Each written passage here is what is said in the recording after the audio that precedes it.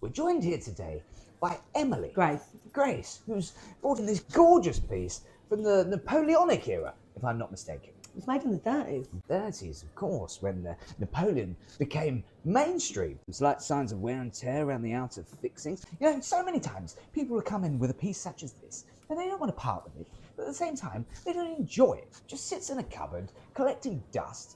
It's just so lovely to see this getting worn and used and appreciated. I've never worn it. Never worn it. No. Well, I'll tell you, the interesting thing about this particular locket, Pocket watch, is the weight indicates that it's made from silver, solid silver, whereas in actual fact, it's made of steel. No, it is silver. Silver-plated steel. No, it's solid silver. And another interesting thing is the time period in which this piece was commissioned. If I had to wager a guess, I'd say early 30s? It was the late 30s. Late 30s, of course. Yeah, it's pre-World War II. It was actually commissioned just after the start of the war. Quite right. And another fascinating thing is that this piece actually belonged to none other than Adolf Hitler. No, it was my great-granddad. And it travelled Europe from battle to battle until it finally made its temporary home in the Eagle's Nest. No, he never left England. He didn't even have a passport. A rich history from the shores of the UK. And it's quite commonly thought that people around the time of the Second World War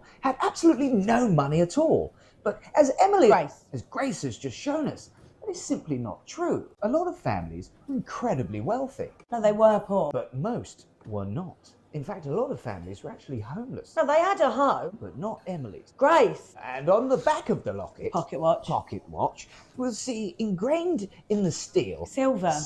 If you look carefully, you can see the maker's initials. They're my granddad's initials. And what a fine jeweller he was. He was a chimney sweep. And on time, no doubt. And now time for the part we've all been waiting for, the valuation. Excited? Yes. Any idea? I've got a rough idea, yeah. Let's see if you're proverbially on the money, so to speak. So taking into account the time period in which the piece was commissioned, as well as the fact that it's been exquisitely preserved, and of course the increase in value over time, I believe at auction you should expect to receive anywhere between 8 to 10 pounds. £10? Or more commonly known as a score. Do you mean a tenner? Thank you for coming in.